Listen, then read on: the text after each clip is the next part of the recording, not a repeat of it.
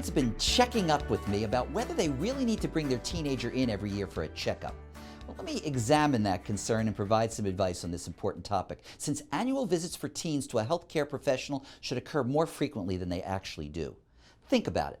Adolescents change so much year to year in terms of their physical, mental, and emotional well-being. Topics such as their own reproductive health, how to deal with the avoidance of drugs, tobacco, or alcohol, or even eating disorders, along with changes in pubertal development and sexual identity, are all possible topics worth discussing with a teenager. While parents can be helpful and should be talking openly about health and relationship issues with their teenage children, it's often easier said than done.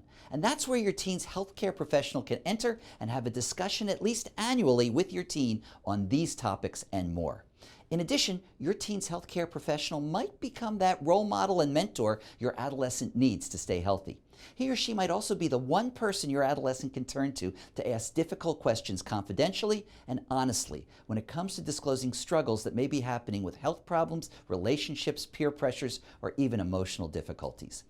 Finally, there is no better way to be sure your adolescent is ready for school and sports and protected against serious infections through immunizations than by having that yearly health maintenance visit. So what do I suggest? Start by making sure your teen has that yearly checkup, even if vaccines are not to be administered on a given year. Encourage your teen to be open and honest with their healthcare professional, who is always ready to listen and be non-judgmental. In fact, confidentiality is always maintained unless a teen demonstrates a reason to harm themselves or someone else. And the more consistently a teen visits their health professional each year to earn that person's trust, the more helpful that visit will be. Most importantly, remind your teen that the more they know about their bodies, the more they can be in control of their own health as they get older.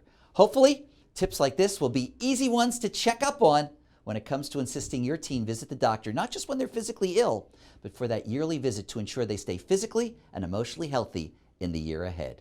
This is pediatrician Dr. Lewis First from the UVM Children's Hospital, reminding you to always be first with your kids.